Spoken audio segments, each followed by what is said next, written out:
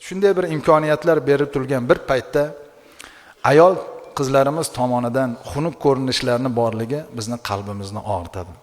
Kuni kecha internetda agar ichinglarda ko'rgan bo'lsanglar, meni gapimni tasdiqlaysizlar.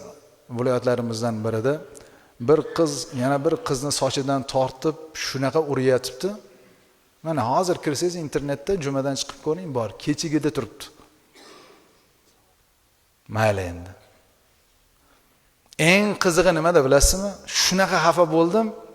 Bir ma'noda bir qiz ikkinchi bir qizni sochidan tortib yerga sudrab uryapti. Hali uni sababiyatini bilmaymiz nimaligini. Bittasi bir oy oldin shunaqa uruvdi, sababiyatini bildik. Yigit talashyapti ekan. Nimani yigitimga yozding deb urushyapti maktab o'quvchilari. Bu kechigini hali men sababiyatini bilmayman, lekin eng menga qattiq ta'sir qilgan narsalardan bittasi shuni videoga olib turgan yigitlar, erkaklar. Bir inson, voy meni xo'rligim keldi. Meni ham qizim bor. Qizinglar bormi?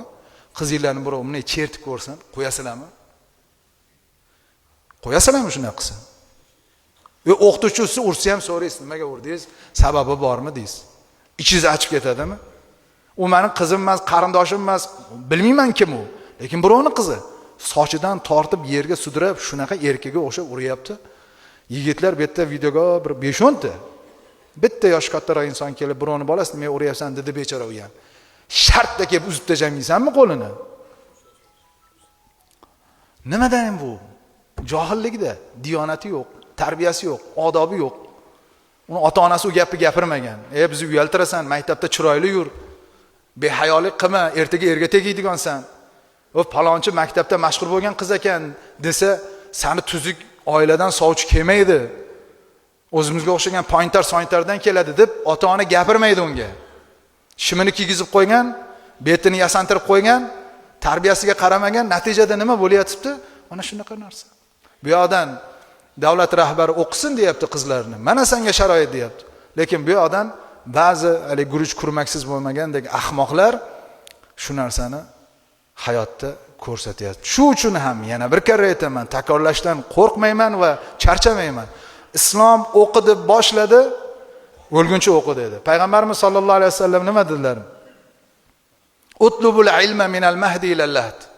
Beshikdan to qabrgacha ilm talab qil deb Payg'ambar sollallohu alayhi vasallam aytdilar. Qabrgacha degani o'lguncha izlan, o'lguncha o'qi. Bo'ldi men olim bo'ldim dema. Man qala ana alimun fa huwa jahil. Kim men olimman desa u johil deganlar. Nimaga? Ilmni tugatib bo'lmaydi, bu okean bu. Okeanni tasavvur qiling, nima u? Qurg'og'ini ham ko'rmaysiz, chuqurligini ham ko'rmaysiz, suvni necha litrligini ham bilmaysiz. Shunaqa narsa. Ilm shunaqa bir okean bu.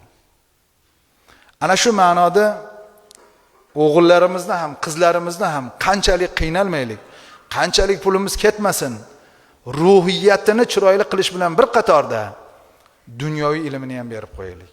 Shunda musulmonlar mag'lub bo'lmaydi.